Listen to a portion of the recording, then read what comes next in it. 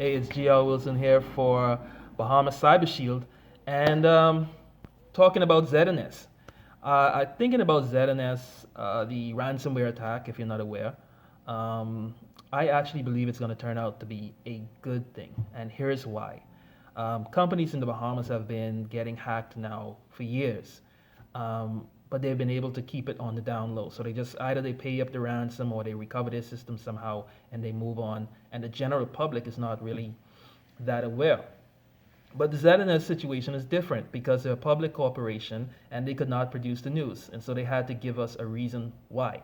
Now, kudos to them for saying that they got hacked and not that they had technical difficulties like a lot of companies do.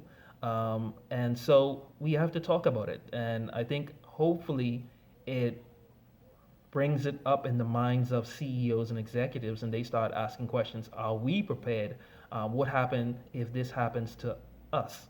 Now, locally, I'll tell you how to know if a company locally got hacked. If a company suddenly cannot service you because their systems are down, or you cannot send an email, or their email is not working, that's a good indication. I'd say at 60, 70% of the time they've been hacked, and they just don't tell anybody. There was a bank the other day that was down for like almost a week. They had technical difficulties, so this stuff is happening.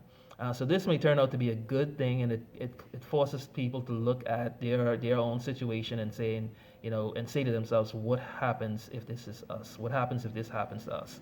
So this will be a good thing.